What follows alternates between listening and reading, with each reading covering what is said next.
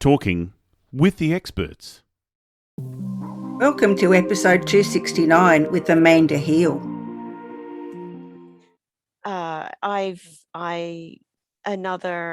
Different type of example is I actually overcame. I hadn't caught a bus for 20 years. I used to catch buses to work and to university and to school. And then I was lucky enough to find someone who gave me a lift to work. And so for the next, 17 odd years, I didn't catch a bus. And then I worked from home, and so I didn't have to catch buses then. And then I applied for a job as a PR speaker for Guide Dogs New South Wales ACT. And one of the conditions of the role was that I get to as many speaking engagements as possible by bus. And the thought of catching a bus, oh my gosh, I was so terrified that if I did, I'd get lost. And that would be a disaster. I was just paralyzed, literally paralyzed with fear.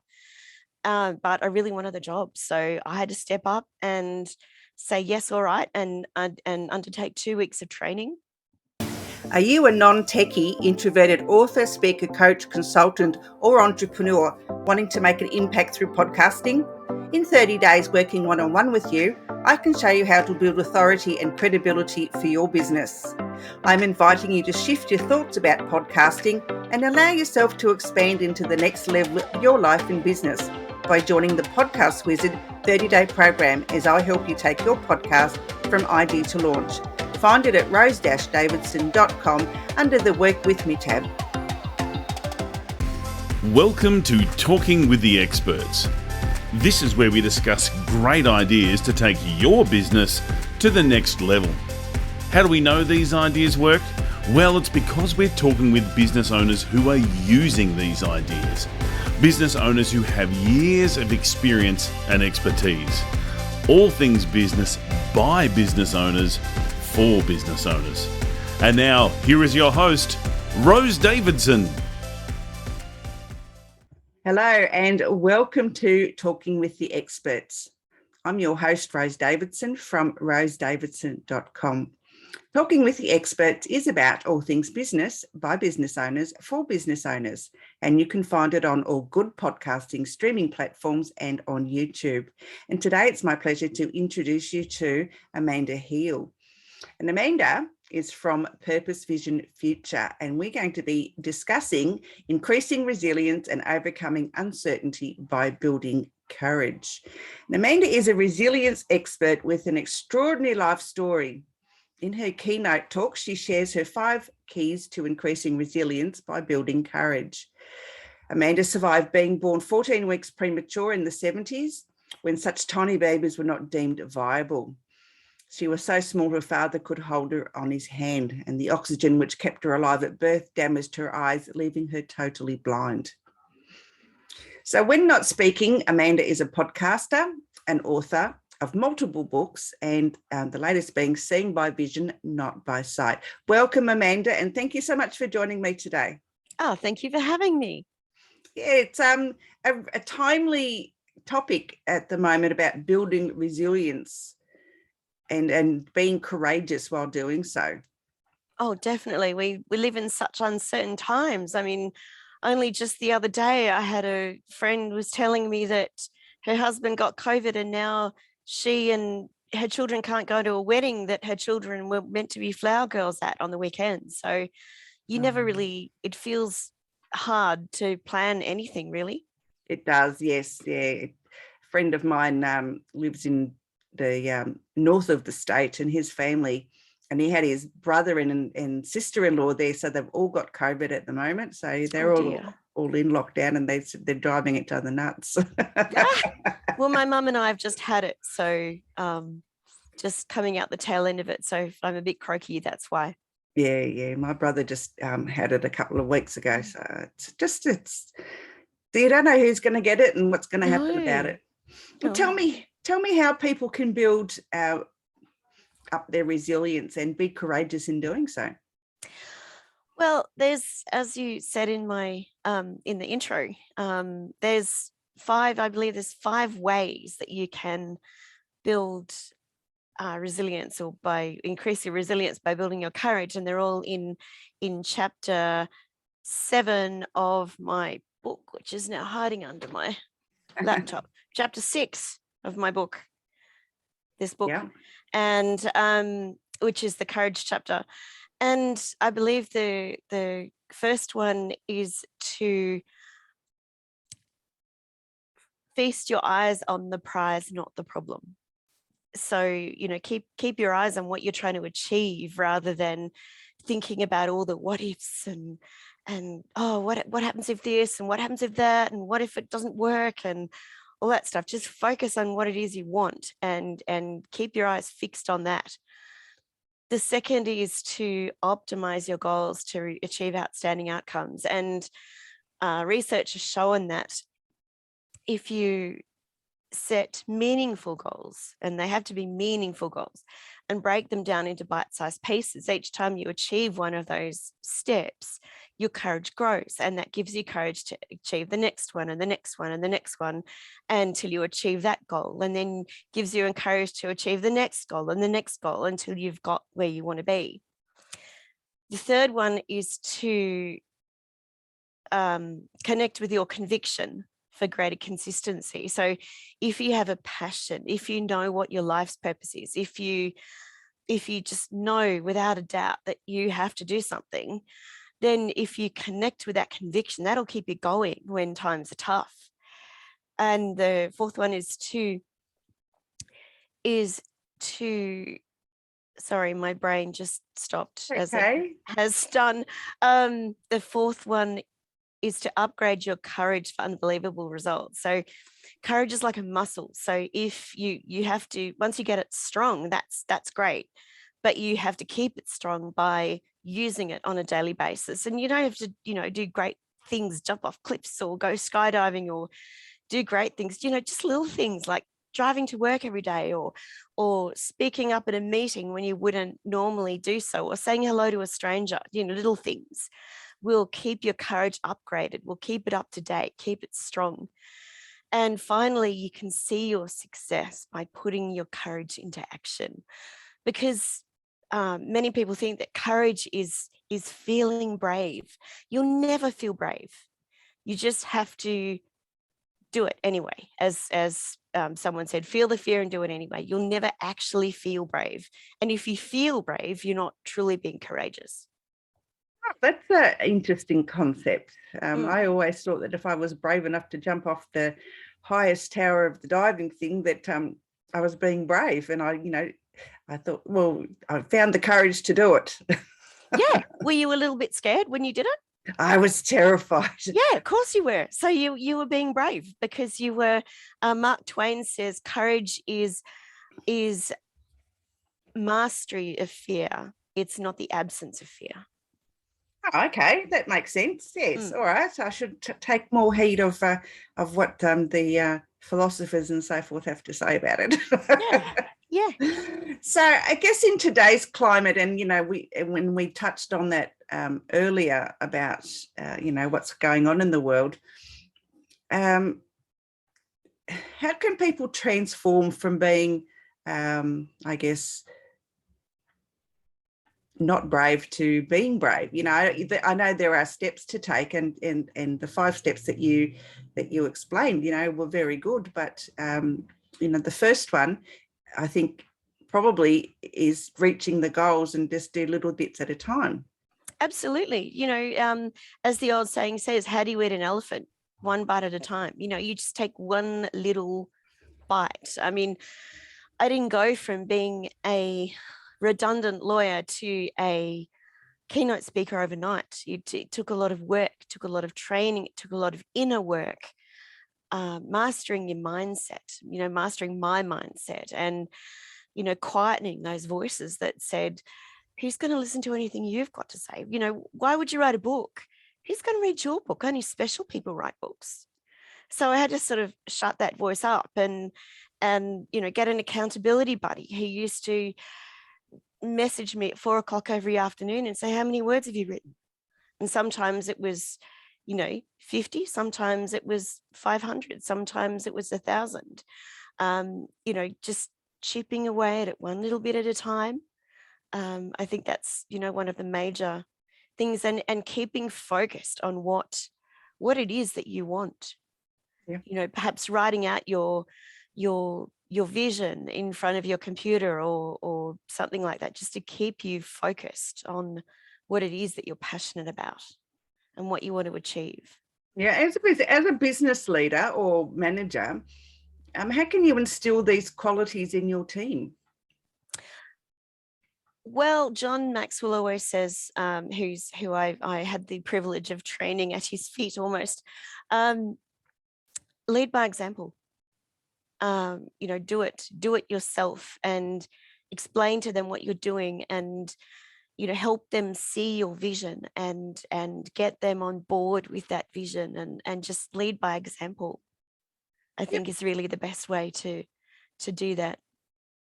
Okay, so I guess, yeah, leading by example is all very good, and I agree with you totally on that. However, there are some times when leading by example might not be, you know, accepted by everybody. So, you know, they might think you're a bit brash or, you know, egotistical or whatever, because you've taken that, you know, step to be courageous in making a decision about something. And so how do you overcome the naysayers? I guess you have to build trust. Trust is kind of like change in your pocket. You know, when you build trust, you can do things like that, and people will go with you. But if you don't have that trust, it's you can't do those things so easily. So I guess building trust, building camaraderie, building friendship, I guess building that team spirit, and then, you know, people will be more likely to follow you. Yeah.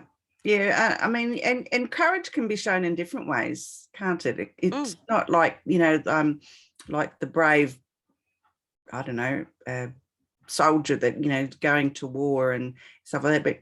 But courage can be shown in a number of ways. Would you like to, you know, let us know what some of those might be? Well, drawing from, you know, some examples of my own life, I guess writing a book took courage to quieten the voices in my head. Becoming a speaker, pivoting from coaching into speaking just when COVID hit, that certainly was a step of courage and faith, because I didn't know what I was stepping into. The speaking world had shut down, and so I used that time to prepare. Another different type of example is I actually overcame. I hadn't caught a bus for 20 years. I used to catch buses to work and to university and to school. And then I was lucky enough to find someone who gave me a lift to work. And so for the next, you know, 17 odd years, I didn't catch a bus. And then I worked from home, and so I didn't have to catch buses then. And then I applied for a job as a PR speaker for Guide Dogs New South Wales ACT. And one of the conditions of the role was that I get to as many speaking engagements as possible by bus. And the thought of catching a bus, oh my gosh, I was so terrified that if I did, I'd get lost. And that would be a disaster. I was just paralyzed, literally paralyzed with fear. But I really wanted the job. So I had to step up and say, yes, all right, and undertake 2 weeks of training to learn how to catch a bus again. And wow. Started off just getting on and off a stationary bus. And that's, you know, that's how bad my phobia was. I got on and off a stationary bus and practiced finding a seat. And then the bus driver drove round and round the block, and I'd ring the bell and I'd get off and then get back on again and off and on again and find a seat. And by the end of that day, I had to lie down and have a rest. I was exhausted just after, you know, after an hour and a half's training. And then I went on short journeys with an instructor sitting next to me, keeping me calm. And then I went on longer journeys with her up the back of the bus. I knew she was somewhere on the bus, but I didn't know where. And then finally I went on a journey, a bus journey, and I met her at the other end. And now I travel all over Canberra to speak. And I've also, now travel overseas, or used to before COVID, traveled overseas by plane and, you know, met people at the opposite end. And yeah, I know Wow, with that is courageous. preparation and training and stuff, I can go basically anywhere I want now. Now, you've been to Nepal and you've been to did some climbing. Yeah. How did that come about? That was in the days when I was young and fit and thin and all that. That was way back in 1992 when I was like 22. The Guide Dogs Association wanted to make a film to show the public that people with various levels of vision loss, they wanted to do the similar sorts of things to what the members of the public wanted to do. And they also wanted to help the few of us who were interested to improve our mobility skills and confidence. And so we were invited to go. And I initially didn't want to go because I thought, you know, the only thing I know about Nepal is Mount Everest is there. And I know I'm not fit enough to climb that. But then when I found out who else was going and that it was going to be a really good group and that we wouldn't have to climb Mount Everest and all that, I went, oh, yeah, okay. So we had to go on lots and lots of walks to get used to being guided over different types of terrain. We walked on up scree slopes in national parks. We walked over rocks. We walked on, you know, up, you know, steep hills, steep mountains.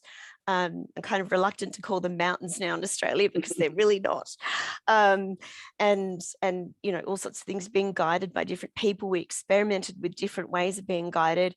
And I eventually decided that the safest way, Mum and I had been walking over rocks and things at the beach ever since I was a child. And I'd used to put my hands on her hips. And so I could tell which foot she was putting forward. And I could then step forward basically in her footstep and, you know, be safe.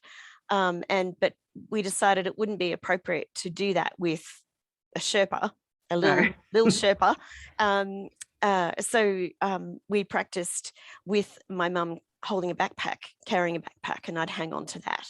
And that worked really well. And all the other people went, oh, no, we've got enough vision. We can just hold on to a trekking pole. But when they started doing the more difficult walks, by the time we actually got to Nepal, they were all hanging onto their Sherpas' backpacks too. And each of us had a Sherpa guide who was a trekking leader in their own right. So they had enough English to sort of say, now step over this log and be careful of the slippery mud on the other side, kind of thing. Because the trails were really, in some places, very rough and very steep. If I may, let me tell a funny story. Of course. About the trek. We decided, or somewhere along, as good as our Sherpas were, we still had little slips and trips along the way.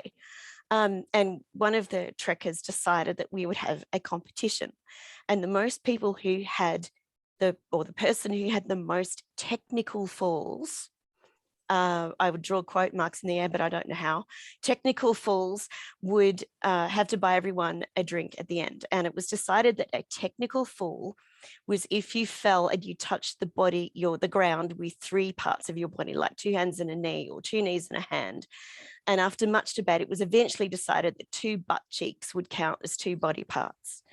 And the Sherpas really got into this, and you'd be walking up the trail and you'd hear this Sherpa voice call out, technical fall. And by the Sherpa, you knew who it was who'd fallen.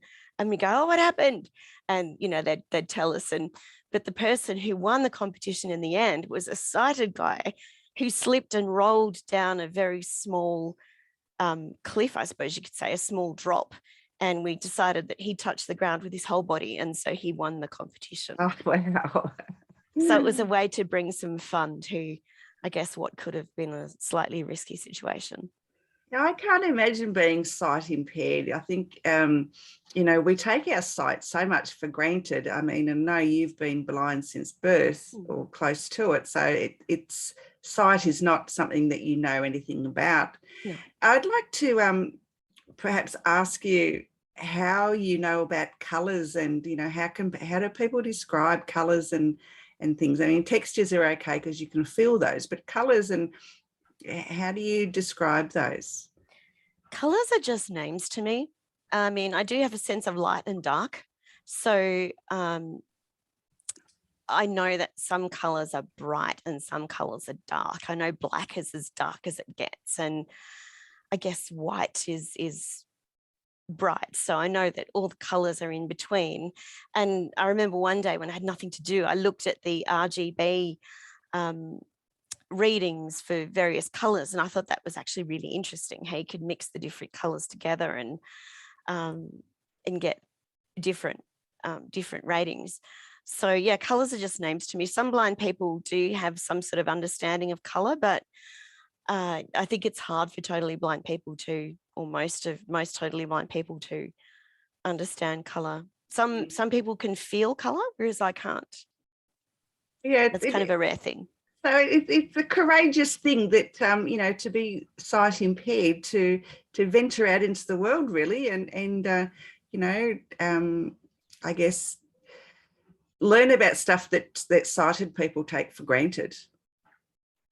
I guess so. I always used to struggle with people saying, "Oh, you're so brave," and it's like, no, I'm not. I'm just leading my life. Until I got to see Nick Vujicic speak, and he is the most amazing guy. He's got no arms and no legs, and just to hear him speak was just amazing. And I was thinking about, oh gosh, I'd love to meet him. What would I say if I met him? And I'd say, "Oh, Nick, you're so brave." And then I chuckled to myself and thought, gosh, that's what people say to me. And then I thought, well, that's actually really what I think. So now I kind of understand that, people think I'm brave. That's great. That's really none of my business. If people feel I'm brave, then that's good and that's real for them. And why not use it to their advantage by using my stories to inspire and encourage them, which is what I believe my life's purpose is. Yes, yeah, I think, and you do a very good job of it. I've been stalking you a little bit on Facebook, so. Yes, I'm noticing that by your questions. I'm thinking, oh, have you read my book? But no, you've obviously been reading my posts. Yeah. Yes, yeah. I not often get to interview people from Australia, and because we belong to similar groups and pages. So I see your name pop up from time to time. So yeah, it's quite interesting. Anyway, tell me your book. Where can people buy your book, Amanda?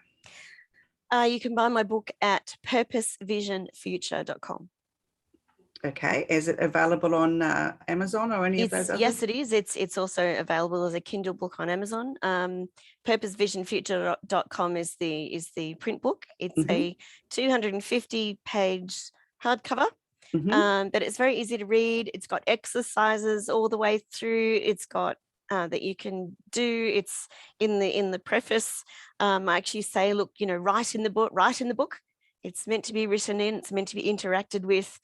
But yes, you can get it on Amazon. And one day when I get my real voice back, get rid of my croaky voice, I will read it as an audiobook. I did start and then I panicked and thought, oh my gosh, what if it's not good enough? And then I didn't go any further. So well, that would be good too. Audiobooks are very good. I don't mind. I'd prefer to listen to a book rather than to read one. No, it's definitely. a bit like a podcast. You can just listen and turn it off when you want to, and pick it up again. Where reading, you can't do anything else whilst you're reading. So I had the great privilege of being on a live call with John Maxwell, and I was able to thank him personally for reading some of his books. And he then said to me how hard it was for him and how he couldn't turn the pages quietly, and so he had to have a stack of loose pages on his lap and drop them as he read them. And I thought to myself, well, why don't you just read off an iPad or something? But anyway, he's in his 70s. He'd much rather read off paper. And he said at one stage they had to wait for 3 hours because his tummy kept rumbling. So I had the privilege to thank him for reading his books because it was such a blessing to hear his voice read his words, and it just brought them to life like no one else could.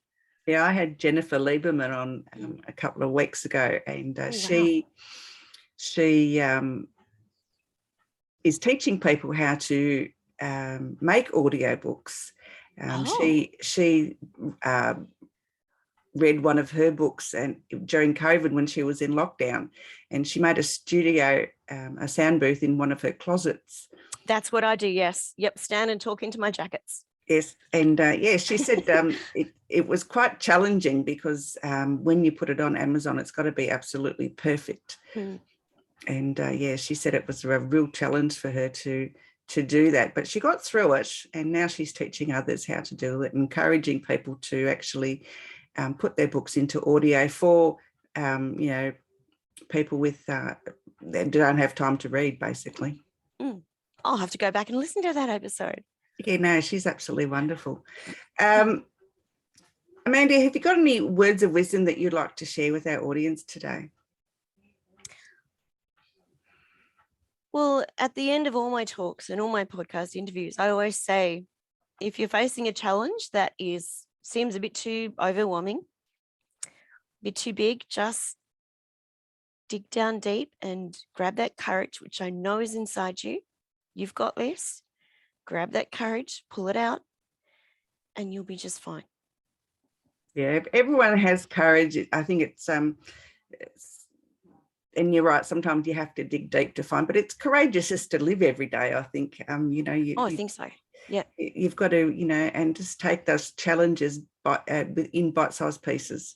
Definitely. And just to get over those challenges, and something becomes overwhelming, and just, sit back and think about it and break it down into small chunks. Yeah, absolutely.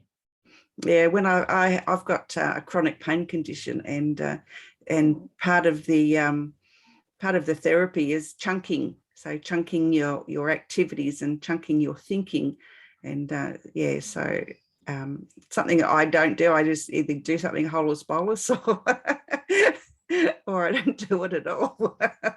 Gosh, well, it must take courage for you to get up every day. I've had a couple of serious injuries, and I'm really no good with pain at all, and it's the most draining thing. So gosh, all power to you for the courage that it takes for you to live your life. It is absolutely draining us, and quite often have to have a nap during the day because I don't sleep well during the night.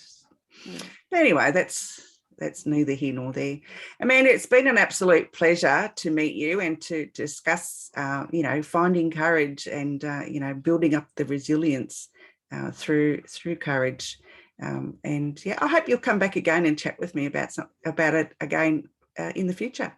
Oh, thank you so much. And may I just say, if anyone listening would like a resilience speaker to speak to your, at a lunch and learn or at a conference, just reach out. My speaker website is amandaheal.com.au. That's HEAL, amandaheal.com.au. Perfect.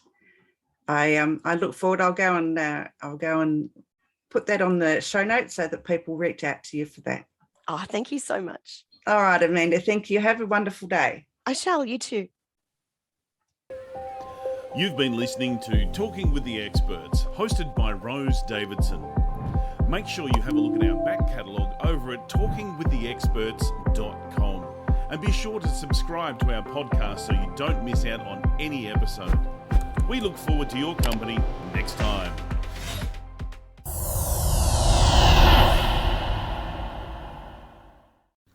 Talking with the Experts.